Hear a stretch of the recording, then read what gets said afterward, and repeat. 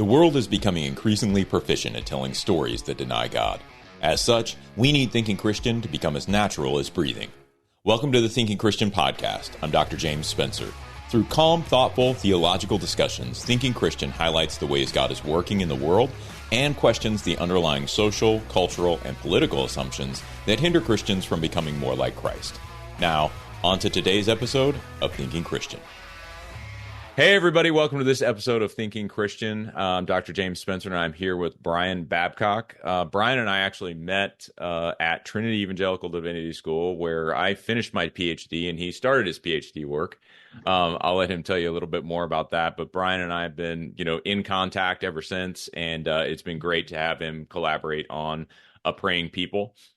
He wrote a chapter in A Praying People, and so that's what we're really going to cover today. But Bryan's a really interesting guy. He's had sort of a diverse background of different things he does. And so, Bryan, it's great to have you, man. And maybe just tell people, maybe start a little bit. What did you do prior to doing your PhD in Old Testament? Maybe that's the best place to start. Talk a little bit about maybe some of your highlights prior to doing an Old Testament theology PhD. Oh, James, thank you so much. It's so good to be here and to share a little bit about God and prayer.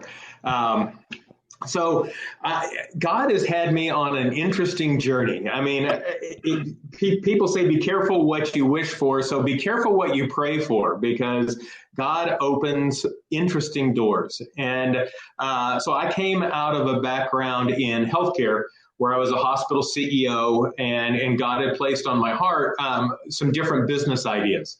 And coming from an entrepreneurial family, I set out on this entrepreneurial path and had a couple of ideas that grew and was able to grow these businesses and sell them. And during that process, I had a tragedy. And it's a hard thing to start a podcast with that, but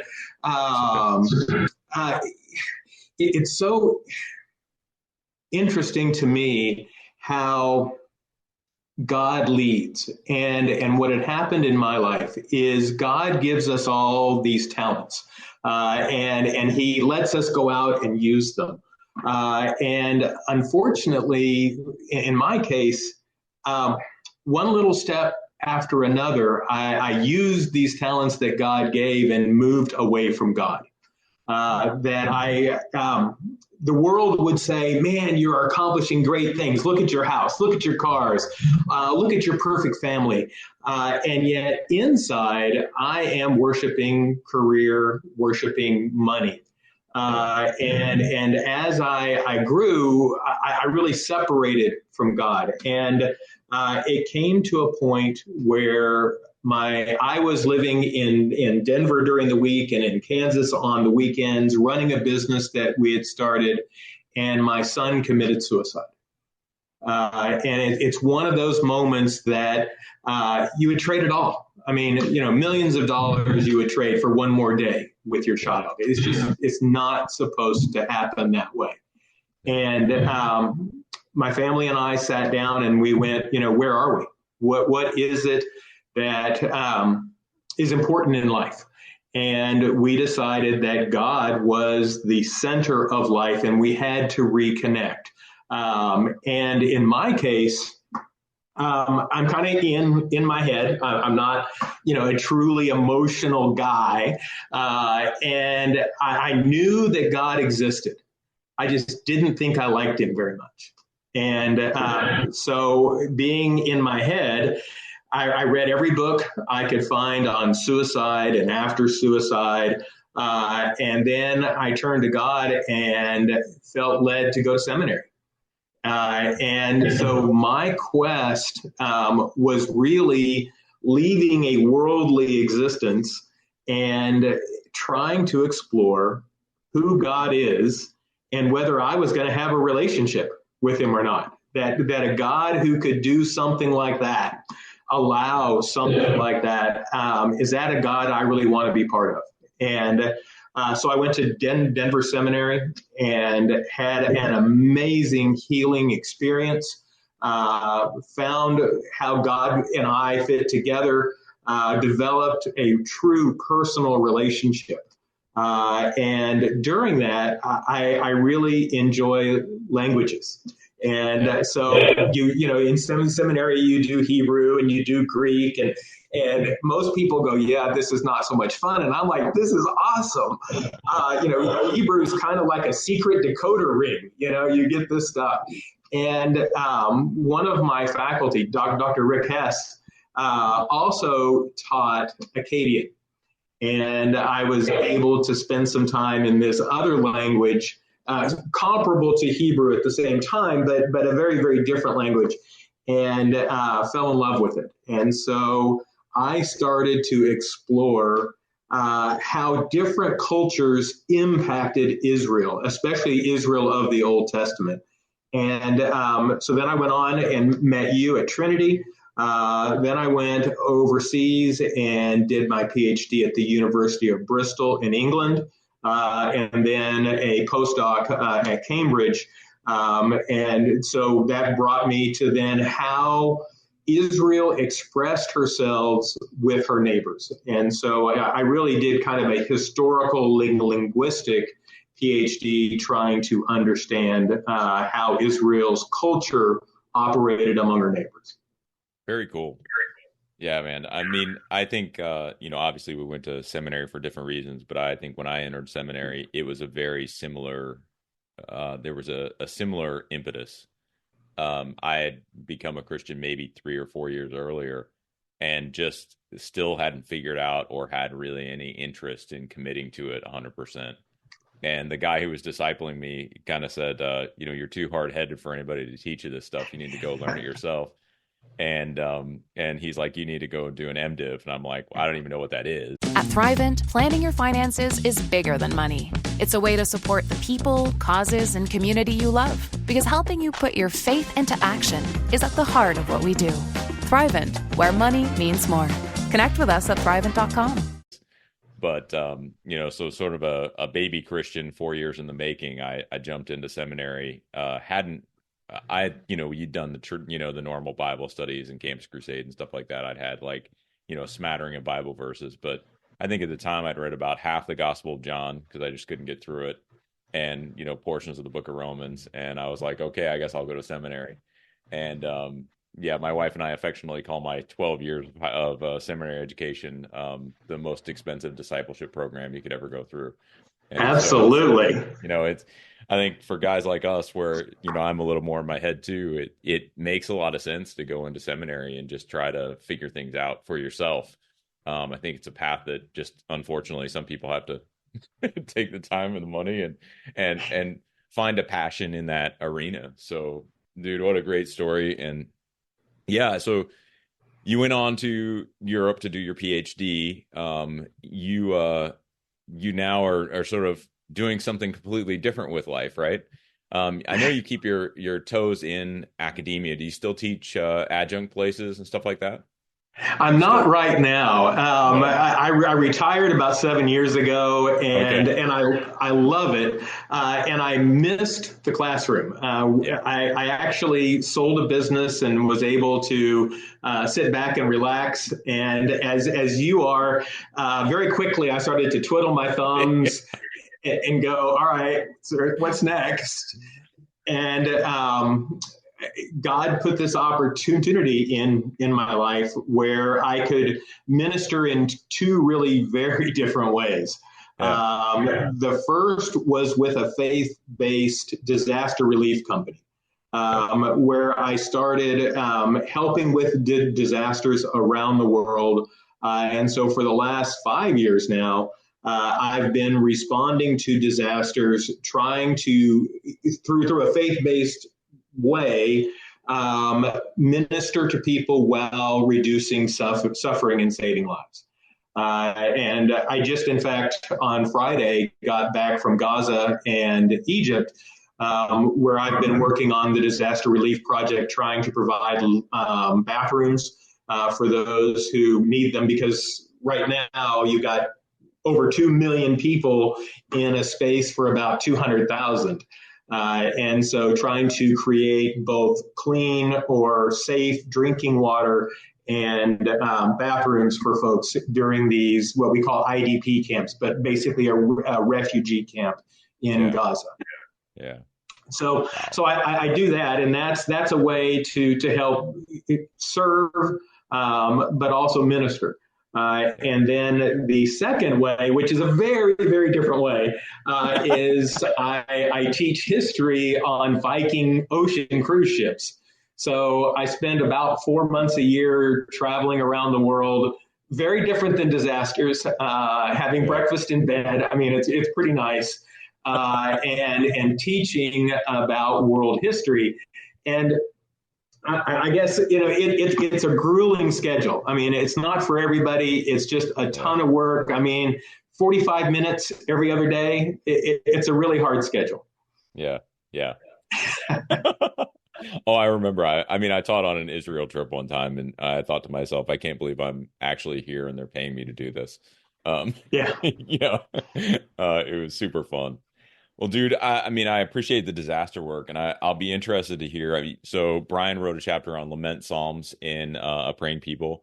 And so I'm kind of interested. I want to take a quick break, but when we come back, I'd be interested to hear how you understand lament. And I think probably where we want to get to is sort of, does lament connect to some of the disaster relief work you're seeing in and around the world? And maybe how could lament inform our understanding of even how to, for those of us who aren't in the thick of that, right? How might lament help us to connect with it a little bit more deeply? So let me take a quick break. And then when we come back, we'll talk a little bit more about lament psalms. Hey, everybody, we're back. Bryan, before the break, we were going to talk about lament psalms. So talk us through a little bit of your chapter. What drove you into, maybe a good place to start is, what drove you to write about lament psalms in the first place?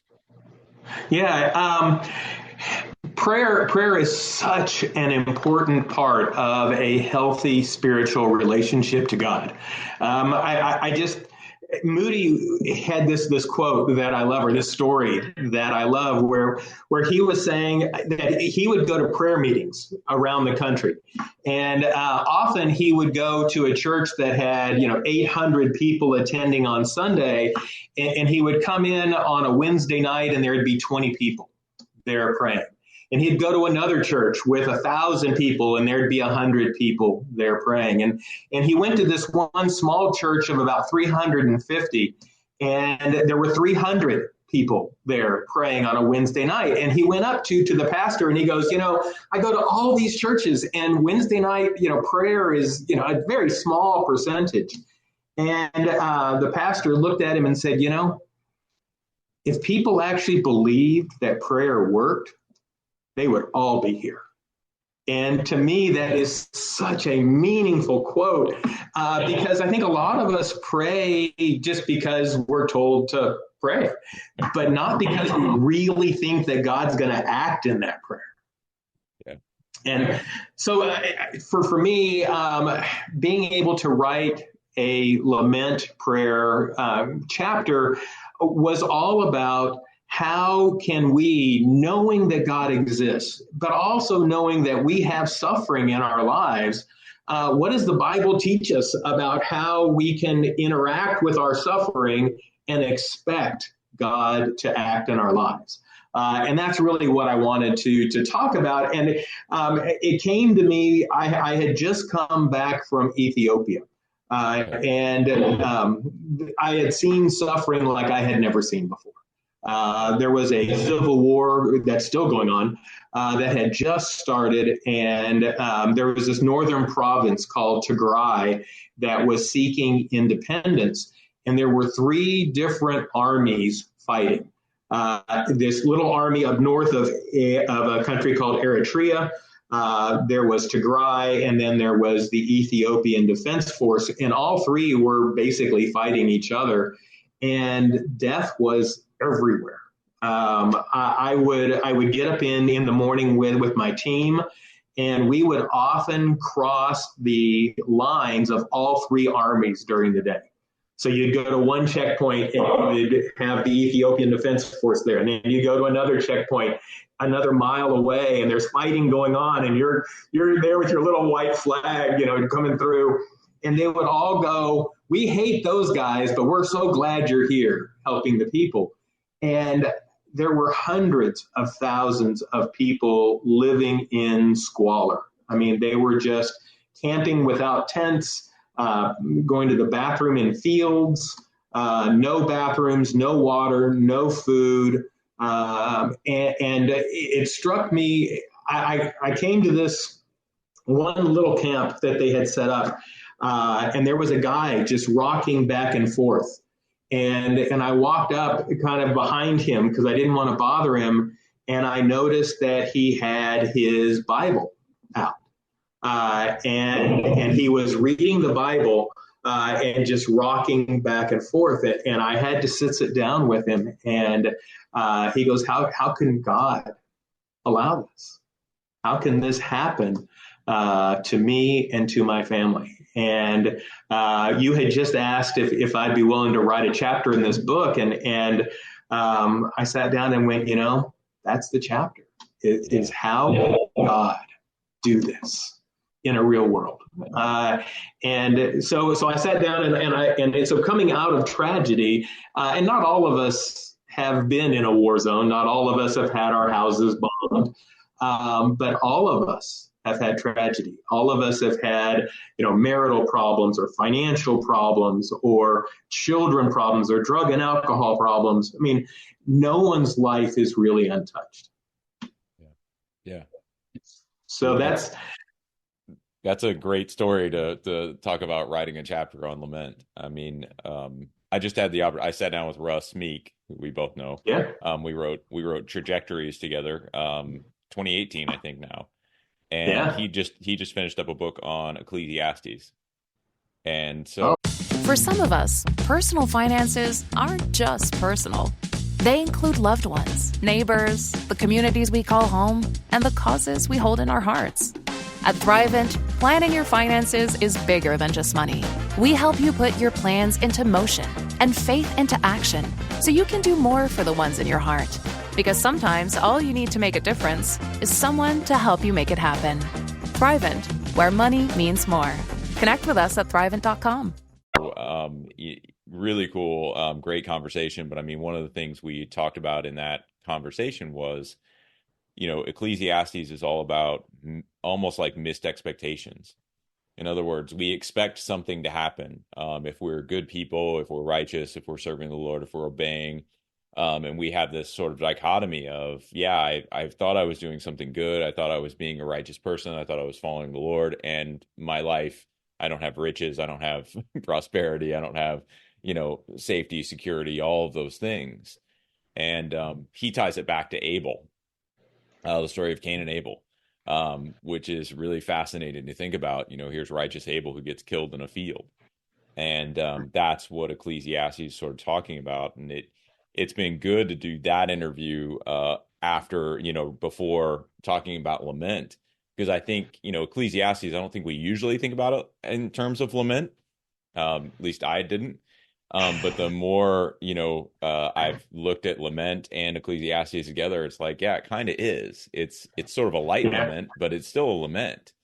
So how do you, in your chapter, you deal with a lot of the lament psalms proper, not necessarily lamentations, but definitely in the Psalter, these lament psalms. How would you characterize lament for people who don't really fully grasp it? I mean, it's not just complaining, right? It's something other than that. It's not a gossip session in prayer kind of vibe to it, right? No, that's true. And classically, there are really 5 different parts of a lament. So to be classified as a lament, first you have to invoke God. So, oh God, why have you forsaken me? I mean, so you're talking to God. And then you want to sit back and say, really, what am I angry about? What has happened in my life that has put me here? How have I been wronged? So a description of your complaint. And then you want to move into help? How do you expect God to help? And then an expression based upon God's character of the action you desire. And that's really the pivot point in a psalm of lament. It's where am I?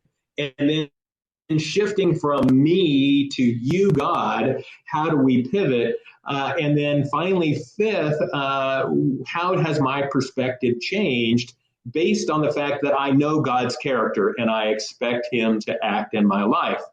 And it's surprising when you think about the Psalms, because we come to Psalms and we go, oh, they're all praises and how wonderful. And yet a third of the Psalms are really a lament.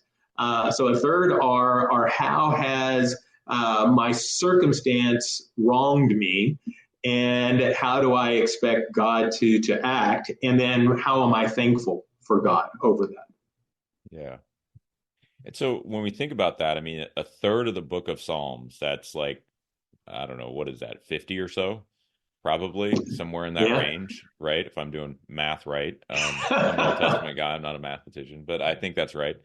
50 lament Psalms. Do you think contribute to an overall understanding of what's really going on in this worship book of Israel, or the prayer book of Israel, it's been called, the situation of Israel across time? Or is it more, maybe it's both, but part of an individual human expression, just that our lives are sort of characterized by these things? How do you read that in the overarching book of Psalms, I guess is my question. No, I do, because as Christians, we were raised, I think wrongly. This is where, I mean, the church is wonderful, but it has downsides. If we think about the big C church, there's this expectation, and which is what Russ had just talked to you about. There's this expectation that if we're doing the right stuff, great things are going to be happening in our life. Yeah. And that if we're really good Christians, then we suck it up and we smile and we praise God. And yet a third of the Psalms are not that. I mean, a third of the Psalms are saying my life sucks, and yet I still believe in God. And I think that where, at least the way I was raised, we didn't say stuff like that. You know, something bad happens, you go to church and you smile, and you sing and you say, hey, my life is great because God's in it. And yet, to be honest, there are times that we need to sit down with God and, chew him out a little bit, I think, and so when we look at prayer and a third of the Psalms are there, I think we have to be honest with God. That having a true, lasting, deep relationship with God is not always to say, oh, thank you for, stubbing my toe. That feels so wonderful. But to say, this is where I'm at. This is what I feel. And to really be honest. I mean, there's this saying that says to cry is human. To lament is Christian. So when bad things happen to just people, you cry. You say, this sucks. My life is miserable, or at least this aspect of my life is miserable. Yeah. But what Christians then can say is that my God is greater than my current circumstance. Hey, everyone. Thanks for listening to this first half of the interview with Bryan Babcock. We're going to be airing the second half tomorrow, so please join us again here on Thinking Christian. Just want to take a second to thank the team at Life Audio for their partnership with us on the Thinking Christian podcast. If you go to lifeaudio.com, you'll find dozens of other faith-centered podcasts in their network. They've got shows about prayer, Bible study, parenting, and more. Our world can feel chaotic and uncertain, but we don't have to live enslaved to fear. Christ has promised me and you his peace, and throughout Scripture has provided powerful tools and practical steps to help us experience greater freedom. I'm Jennifer Slattery, lead host of the Faith Over Fear podcast, inviting you to join me and my team as together we learn how to starve our fears and feed our faith. Subscribe at lifeaudio.com or wherever you access podcast content.